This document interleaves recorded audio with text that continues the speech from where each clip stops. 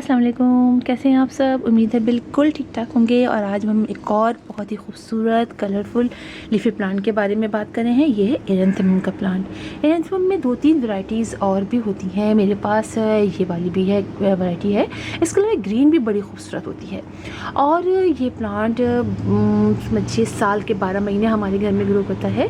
और इसके colours leaf के बड़े खूबसूरत होते हैं। आप ही देखिए इसके कलर कॉम्बिनेशन कितना खूबसूरत है। और इस प्लांट को जितने ज़्यादा हम धूप में रखते हैं उतने ही ज़्यादा इसके कलर खूबसूरत आते हैं। इसको तो हम पार्टली शेड में रखेंगे। इस वाले को इसको मैं बहुत ज़्यादा धूप में नहीं रखती हूँ, लेकिन ये वाला जो है पर्पल वाला, ये बहुत देर धूप में जितना देर रहता है उतने ही ज़्यादा ये खूबसूरत होता चला जाता है।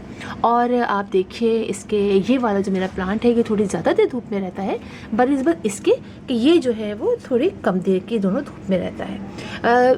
अगर इसको हम ज़मीन पर लगाते हैं तो ज़मीन पे तो ज़ाहिर बात है हम ऐसी जगह लगाते हैं कभी जहाँ थोड़ी सी ब्राइट सनलाइट आती है, डायरेक्ट सनलाइट आती है थोड़ी ज़्यादा देर, कि हाँ वही बहुत ज़्यादा देर आती है, कहीं 1 से 1.5 घंटे की आती है, तो ज़मीन में भी ये बहुत अच्छी तरीके से ग्रो करता है। वहाँ भी लेकिन जिस जगह पर ये लगा होता है और जहाँ ज़्यादा 4 से 5 घंटे की डायरेक्ट सनलाइट आती है वहाँ तो ये पूरा पर्पल कलर का हो जाता है और बहुत ही खूबसूरत हो जाता है। लेकिन पॉट में भी हम रखते हैं, लेकिन अमूमन पॉट चूँकि छोटा होता है और इसके पानी का फिर ख़त्म हो जाता है पानी, तो इस वजह से हम इसको पार्शियल शेड में रखते हैं, यानी 2 से 3 घंटे की रख देते हैं, लेकिन फिर पानी का ख्याल रखते हैं। इस प्लांट को ज़मीन में तो खैर पानी का कोई प्रॉब्लम नहीं होता, लेकिन पॉट के अंदर हम इसको ऐसी जगह इस तरह रखते हैं कि उसके अंदर पानी की कमी ना हो, यानी उसकी सॉइल में हर वक्त हम इसको हल्का हल्का मॉइस्ट रखते हैं।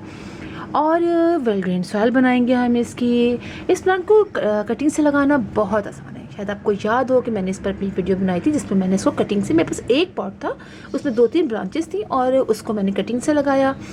उससे पहले जब मैं लाई थी तब मैंने आपको कटिंग से लगाना सिखाया था। और अब देखिए इस वक्त मेरे पास ये 3 पॉट तैयार हो चुके हैं। इतनी जल्दी इसके लीव्स लगते हैं। और हमें देखिए अभी मैंने कुछ दिन पहले लगाई थी और हमें इसकी ज़्यादा लीव्स निकालनी भी नहीं पड़ती। देखिए आपको मैंने थोड़ी सी नीचे की निकाली, ऊपर की मैंने छोड़ दी, तो ये 3 पुरानी हैं और ये 2 नई भी निकल आई हैं। अभी भी आप एरेंथम के प्लांट की कहीं से भी कटिंग ले आइए और उसको लगा दीजिए, बहुत खूबसूरत प्लांट है।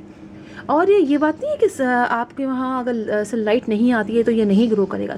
बगैर सनलाइट के भी ये बहुत, यानी बगैर डायरेक्ट सनलाइट के भी आपके वहाँ अगर इनडायरेक्ट सनलाइट आती है और तो भी बहुत अच्छे तरीके से ग्रो करता रहेगा। कम से कम इसके लीफ में ये जो टेक्सचर बनता है, जो ये आ रहा है, कलर आ रहा है, ये हल्के हल्के आते रहते हैं, तो बड़े खूबसूरत ये प्लांट लगता है।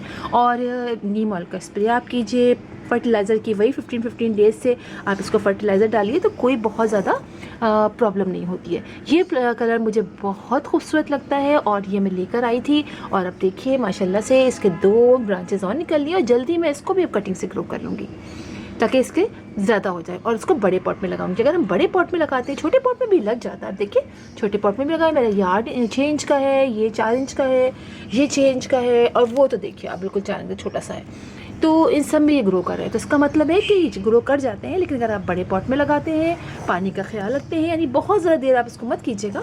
अगर और ये अच्छी बात इसकी है कि अगर पानी कम हो जाता है या हम 1-2 दिन नहीं डालते तो इसके लीव झड़ जाते हैं, लेकिन प्लांट जो है वो डाई नहीं होता, मरता नहीं है।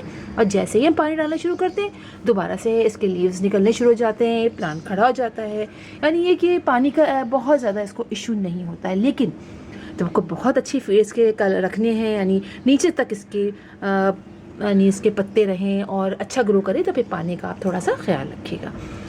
तो फिर इंशाल्लाह आप लोगों से मुलाकात होगी किसी और वीडियो में किसी और टॉपिक के साथ।